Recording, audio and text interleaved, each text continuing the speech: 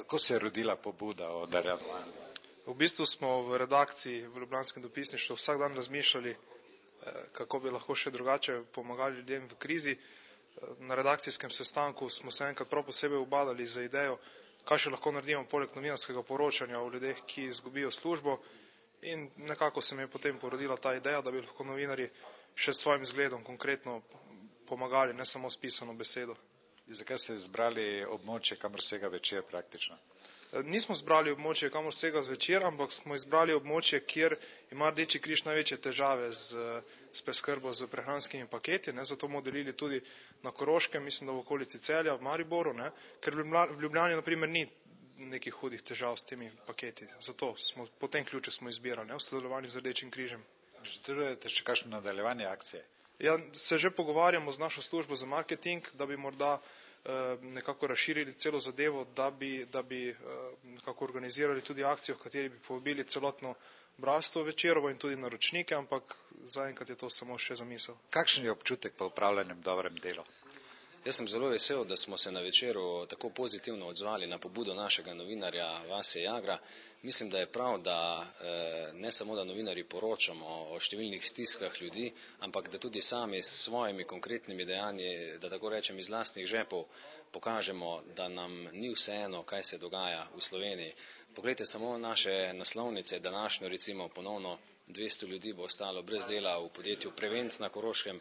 Če se spomnim samo mariborskega STS-a, pa Pomurke v Murski Soboti, Mure, Elkroja iz Mozirja, pa Karere Optil iz Prlekije.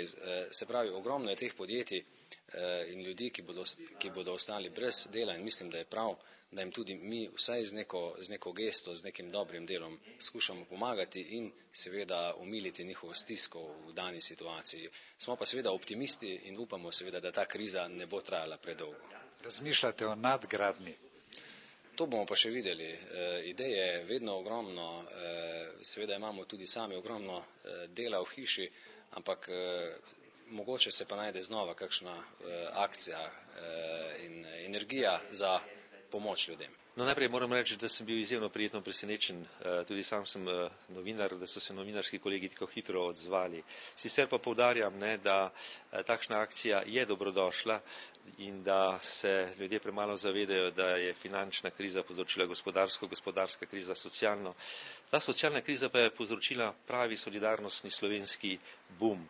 Ampak rad poudarjam, da ta solidarnost znova ne bo rešila vse splošne krize, pač pa bo samo omogočila, da bodo ljudje od meseca do meseca lažje preživeli. Zato pozdravljam tako akcijo, se zahvaljujem Večeru in vabim kolege in kolegice naj to medijsko hišo posnamejo in posnemajo ne samo pri dobrem pisanju in spremljanju ter komentiranju, pač pa pri tudi humanitarnih akcijah. Se pravi, nekakšno vabilo ostalim časnikarskim hišam, da se pridružijo Večerovi akciji?